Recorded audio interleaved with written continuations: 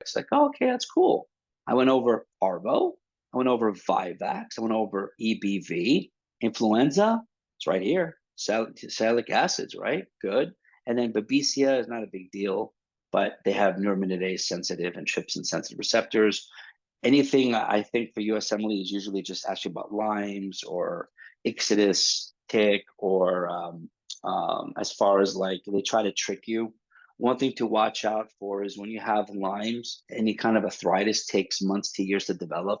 So if a person says I got bitten by a tick 2 weeks ago, it's highly impossible for them to have arthritic pain or arthritis based upon Lyme's if they got bitten 2 weeks ago. These are the timelines you have to be responsible, and you have to know to when you take this test, because they'll play with you. They'll put Lyme's as the first answer choice, but it's not possible. It has to be in the body for many months and years before it develops into something chronic like arthritis or meningitis. Right? That's what you're gonna do. Okay, good, awesome. So when you do this, and you might say, you know what, this is easy. I know, but you're gonna forget a lot of this stuff. That's the problem. I don't want you to forget. Right? That's the whole point, right? Okay, cool. So check out this question. We're going to shift now to a little biochemistry because the bacteria and viruses, I want you guys to attack them and do them. My advice, do them individually. Spend 1 to 2 days on bacteria, then viruses, do the pharmacology for both, then fungi and parasites, and then move on to biochemistry. Do things in threes. Immuno, microbiochem, stop. Take a couple of days, put them in a mixed pile, see how you do with those three. You do well over 62%, move on to the next three organ systems, heart, lungs, kidney, and so on, so on, so on. I promise you do it that way, you're gonna feel a lot better and less overwhelmed, right? Yeah, cool. Let's read the scenario. Physical exam shows bruises on her lower legs, swollen gums, petechia on the hard palate.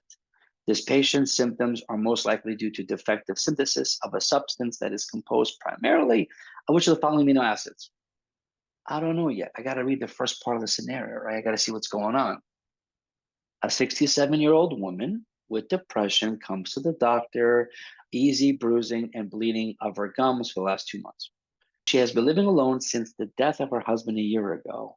Why do you think that's important? Think about it, right? Why do you think that's important? She appears thin and has temporal wasting bilaterally.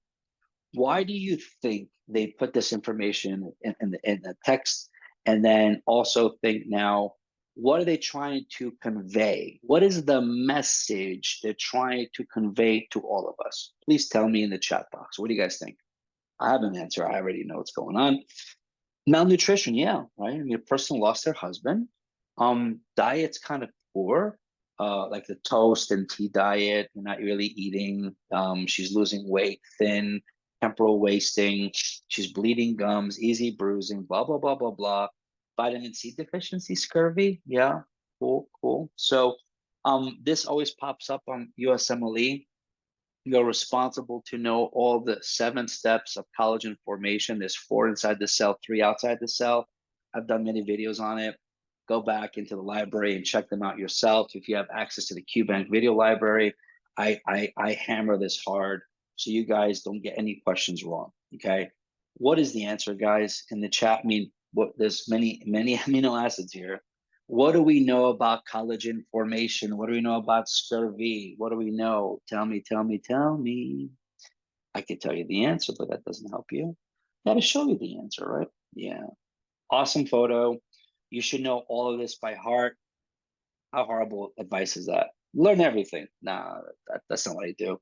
I wouldn't want to hear that if I was being coached or mentored or in a class for that matter. So what I would say is this: learn the fact that anytime you have any kind of lists like this, you should see what they have to offer, like like the red mnemonics and letters and all that.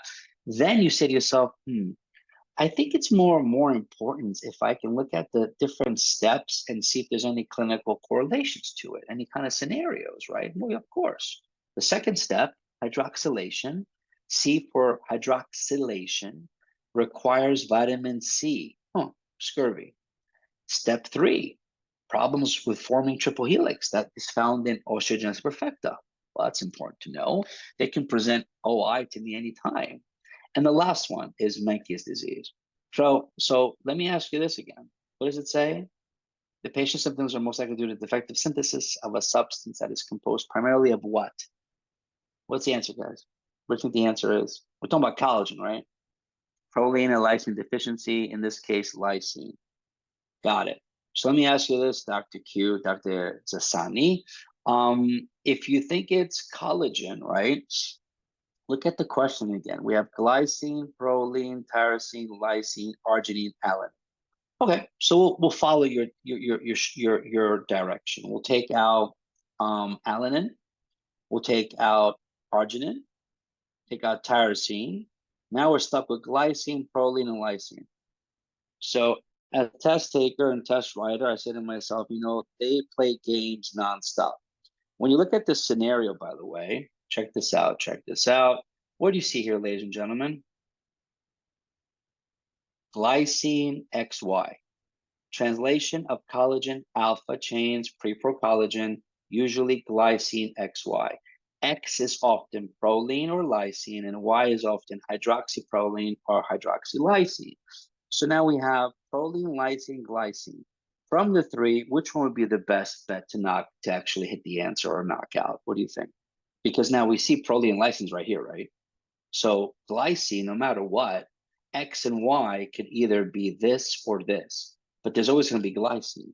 So it says, out of all this, clearly we know this is a collagen synthesis problem, right? We were able to conclude that all these different steps here are part of collagen formation.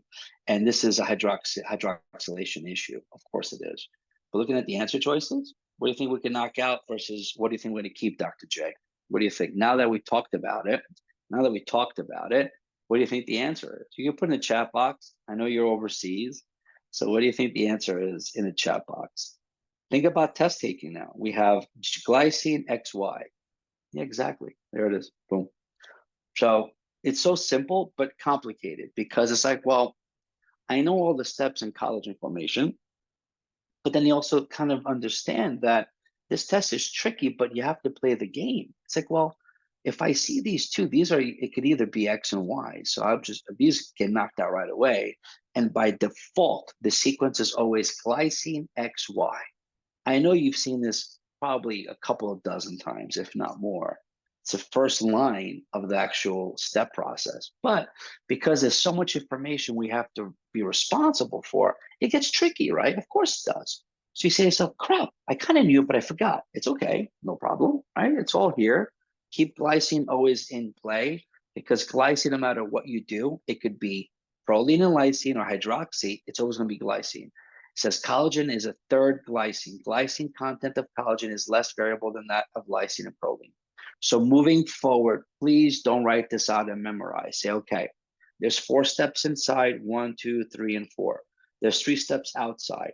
Clearly, ladies and gentlemen, doctors from all over the world, look at this. And the first 3 steps are actually in RER. Wow.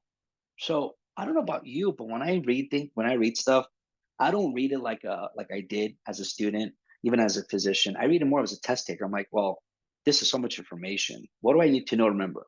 Well, the first 3 steps are actually part of this stupid thing, RER right here, right? 1, 2, and 3. The 4th one's by itself, and the last 3 are outside. So they could ask me questions on the first 3 steps of collagen formation, and I remember the first 3 are part of the RER. You see how horrible this is when you know every possible step, and then they ask you which one's in the RER, you're like, crap, I forgot.